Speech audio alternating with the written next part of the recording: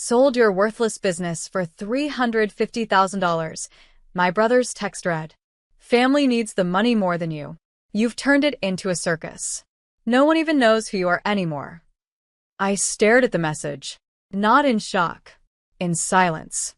The kind that simmers just before something erupts. Because the business he called a circus? It was my life. It had my name on the papers, the title, the founding documents. Not his. I had rebuilt it. From the dust of Dad's debts. From the ashes of unpaid taxes and employees who nearly walked out. I modernized it, made it thrive.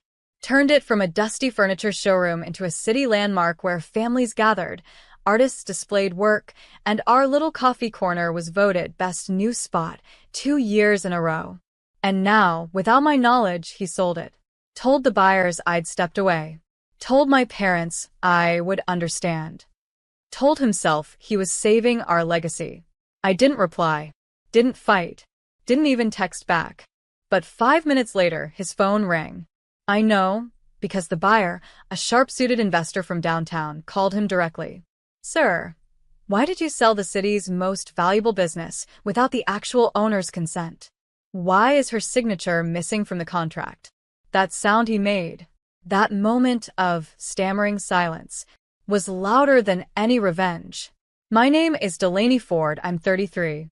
And if you think you know how this ends, stay tuned. Because when you steal from a woman who built something from nothing, you better hope she stays quiet. I didn't. He called me 6 times that night. I let every call ring out. Let his voicemails pile up like junk mail I never asked for. Because the moment you try to sell something you didn't build, you don't get to beg for clarity. Especially not from the woman you erased. The buyer, Mr. Hallberg, was already 1 step ahead. By morning, I had an email from his legal team. Subject line. Urgent. Confirming true ownership. I replied with scanned documents. Articles of incorporation. Tax IDs. My name across every file. Signature. Stamp. Date. They were stunned. Polite but rattled. Hallberg called me directly. Ms. Ford, I want to apologize. I was told the business was under joint family ownership. I now realize that was false. It wasn't a mistake, I said calmly. It was a theft wrapped in confidence. He paused, then asked, What would you like us to do? I answered without hesitation. Void the sale. And forward me the fraud documents he signed. That evening, I sat at my desk, sipping black coffee, scrolling through my brother's signature. The one he forged. Badly. I remembered how he used to fake Mom's signature on excuse notes in high school. Some habits never leave a man who's never faced consequences. But this time, he'd made the mistake on a document worth 6 figures. And I wasn't just his sister anymore. I was the woman who owned the building. The logo. The brand. The proof. He thought I was quiet because I was weak. He forgot. Sometimes silence is just strategy. By Friday morning, the fallout began. My brother's name trended on local business forums. Fraudulent sale attempt at Ford and Company. The headlines weren't explosive, but they were clear. And in our town, clear is all it takes. He tried to spin it, of course. Posted a message online. Just a misunderstanding between siblings. Nothing legal. We're working it out as a family. I read it while drinking tea from the CEO mug he once mocked. Too flashy, he'd said. You're just a glorified manager. Turns out, glorified managers keep receipts. And backups. And timelines. That same afternoon, my attorney filed a formal cease and desist. Included the forged signature, timeline of communications, and a polite warning. Further action will include criminal investigation and civil damages. I didn't want to sue my brother. I wanted him seen. Not just by me, but by everyone he used to perform for. That night, my parents called. I almost didn't answer.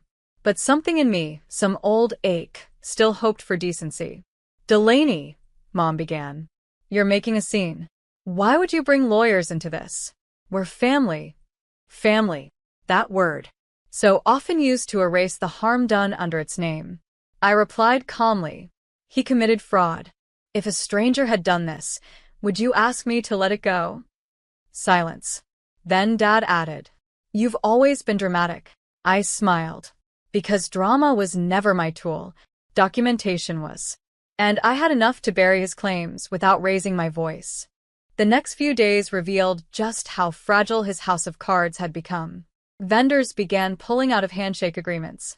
The accountant, the same one he'd hired after pushing me out of board meetings, quit without notice. And the local newspaper requested a statement from me. I gave them one. Short, professional, but unmissable. Ford & Company has always been a symbol of reinvention and resilience. That will not change because someone tried to sell a legacy they never earned.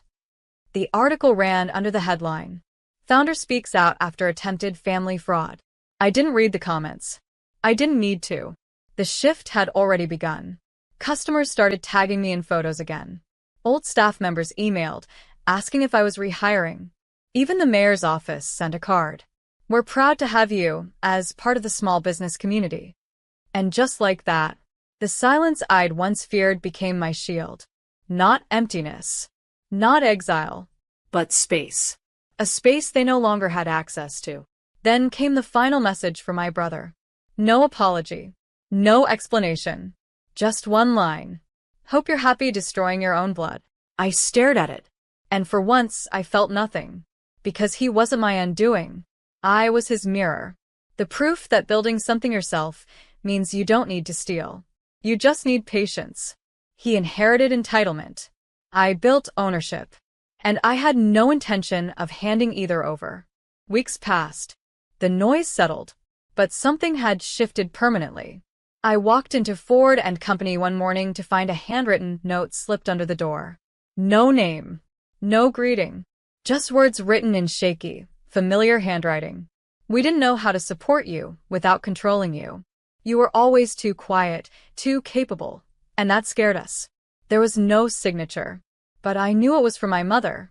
I didn't cry. I didn't frame it.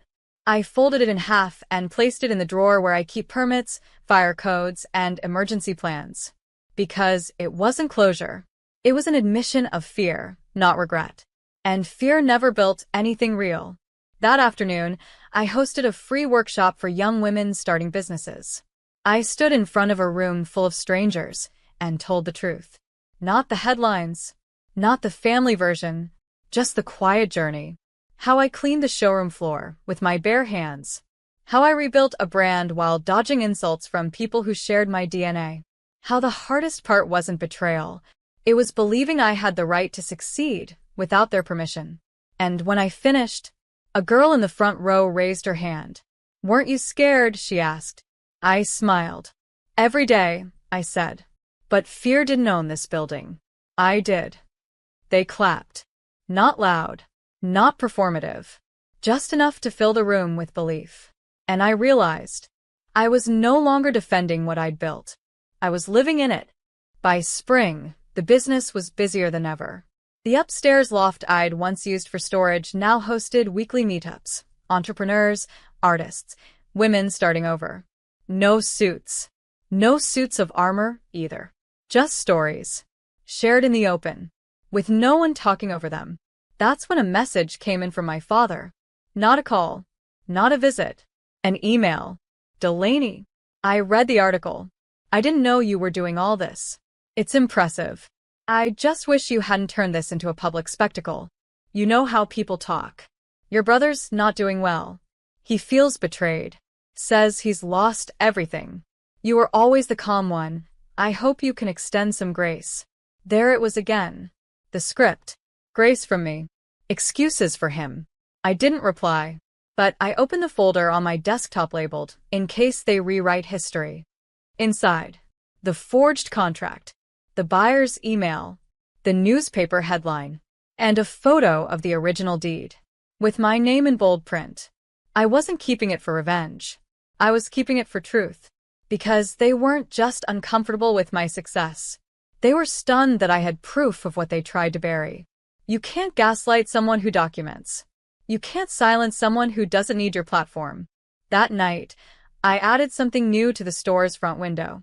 A sign that read, "Locally built. Woman owned. Family not required." And the next day, we sold out of everything. The more I grew, the more invisible they became. Not out of malice, but by consequence.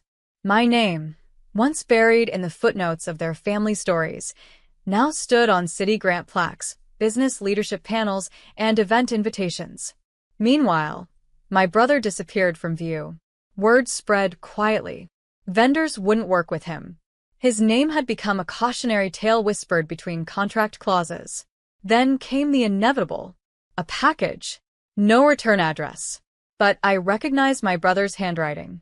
Inside, a copy of Dad's revised will. Handwritten. Messy.